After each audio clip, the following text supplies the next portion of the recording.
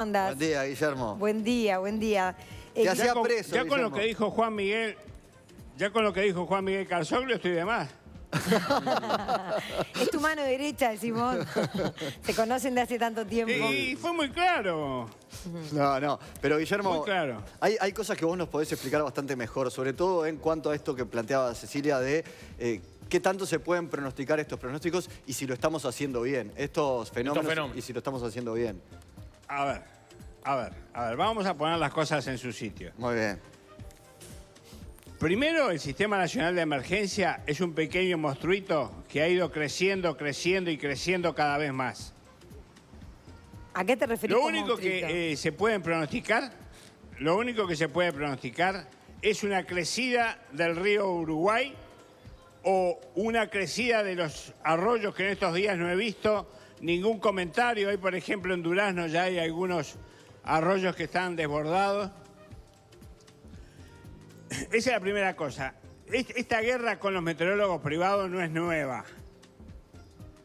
Lo que ocurre, por ejemplo, es que, ¿qué es una advertencia? La advertencia es un color que se le asigna a un pronóstico meteorológico especial, punto.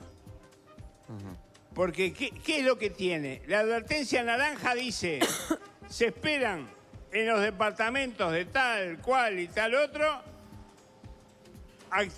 intensa actividad eléctrica, rachas que pueden alcanzar los 60, 70 kilómetros, lluvia de 50 a 60 milímetros en tanto tiempo.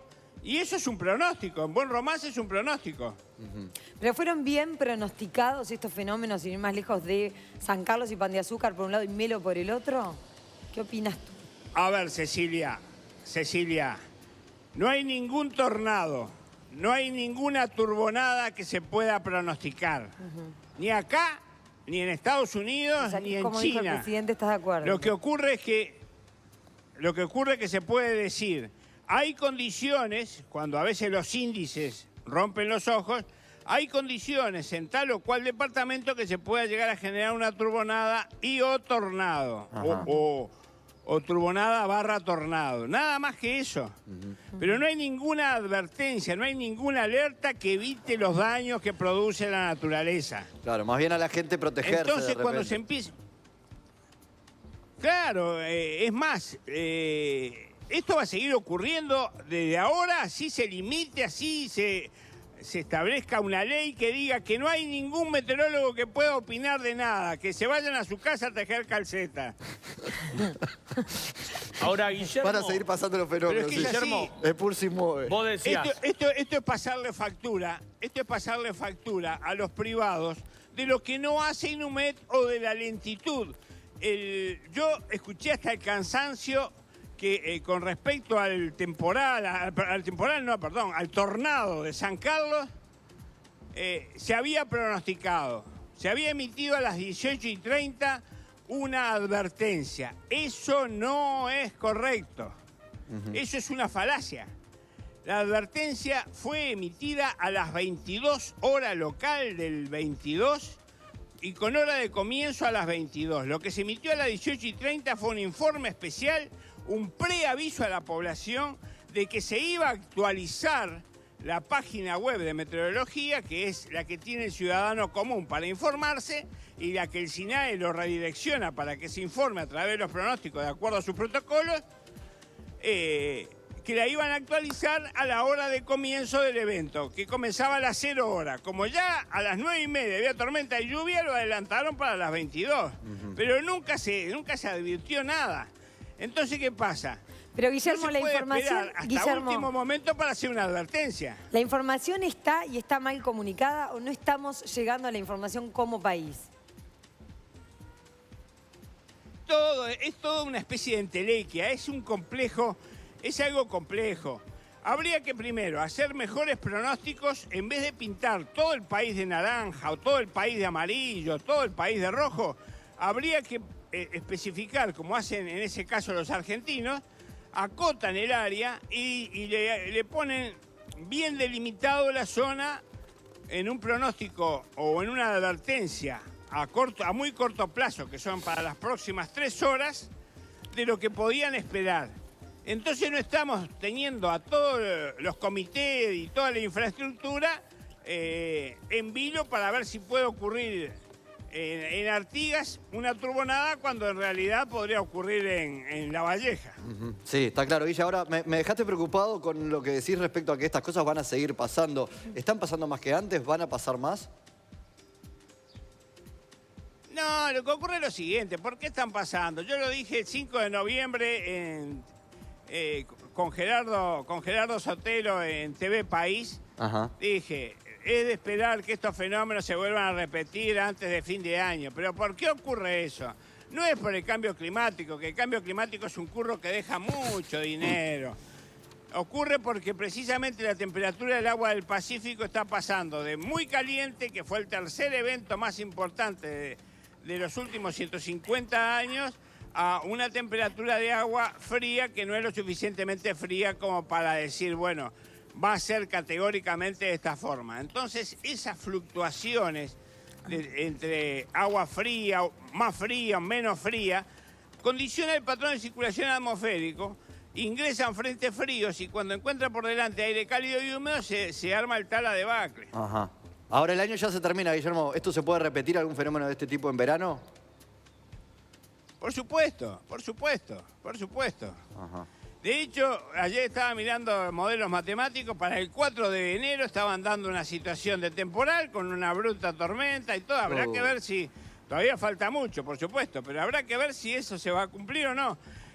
¿Qué ocurre? Los modelos matemáticos no son infalibles, pero hay que tener la constancia de estar todos los días validándolos.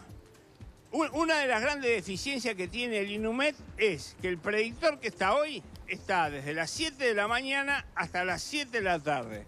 Se va, se desconecta de la información y dentro de 3 días vuelve y se vuelve a enchufar en la situación meteorológica. Ajá. O sea que no hay, como en Argentina, que hay un predictor de semana donde el individuo tiene en la cabeza perfectamente la evolución meteorológica y se la transmite al que entra en la próxima semana. Acá cada uno se va y es comenzar otra vez, comenzar de cero. Eso claramente hay que ajustarlo, sí, eso rompe los ojos, pero por sentido común, ¿no? Bueno, pero el sentido común, Cecilia, es el menos común de los sentidos. Y meteorología muchas veces, por ejemplo, claro, pero por ejemplo, algo que rompe los ojos es cómo puede haber estaciones meteorológicas que tengan un solo observador. ¿Cómo es posible que quieran cambiar al observador humano por una estación automática que es una aberración? Porque los errores que tiene no condicen con lo que establece la Organización Meteorológica Mundial con respecto a los estándares que deben de tener las observaciones.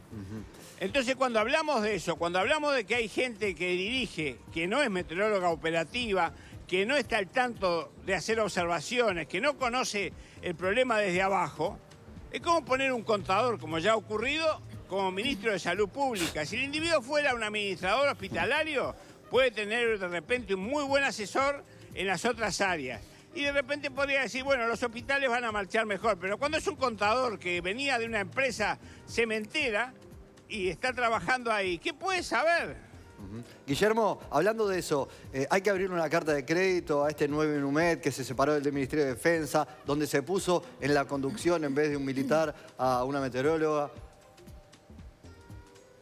Bueno, a ver, yo conozco a la doctora Madeleine Renom, estuvo en el SOMA conmigo, es una excelente persona, hizo una carrera muy buena, pero ella es investigadora, ella más que nada apunta a otro tipo de fenómenos. La meteorología operativa, la meteorología sinóptica del día a día, las observaciones, pasan a veces por otro carril. Hay que mamar lo que se hace en una estación meteorológica, lo que hace un observador, cómo mide las nubes, cómo observa un fenómeno adverso, qué se necesita para hacer un buen pronóstico, etcétera, etcétera. Y hay que estar todo el día arriba de eso y conocerlo muy bien. Claro, queda claro, Guillermo. En meteorología, perdona Cecilia, en meteorología pasó lo siguiente. Se jubilaron las personas más viejas de la institución, que muchos de ellos eran mandos medios, y ha quedado gente muy joven que no tiene experiencia, que no les han permitido hacer curso de posgrado, que no les han permitido ayornarse. Entonces se han quedado con un conocimiento básico que le da la Escuela de Meteorología, que no es suficiente para desarrollar determinadas tareas. Entonces, eso hay que potenciar. El Estado tiene que potenciar eso. El Estado lo que tiene que dar es gente para las observaciones y tiene que permitir que el personal se capacite en el exterior. Bien. Bueno, nos quedamos con esto. Hay mucho para mejorar, queda claro. Guillermo Ramis, muchísimas gracias por estos minutos aquí en Desayunos Informales. Que tengas buen día. Bueno, Cecilia, Juan Miguel, un gusto estar con ustedes. Y bueno, ya saben dónde encontrarme. Si no estoy acá, estoy en el Concar. Que pase bien. Gracias. Buen día, Guillermo, siempre con ese sentido de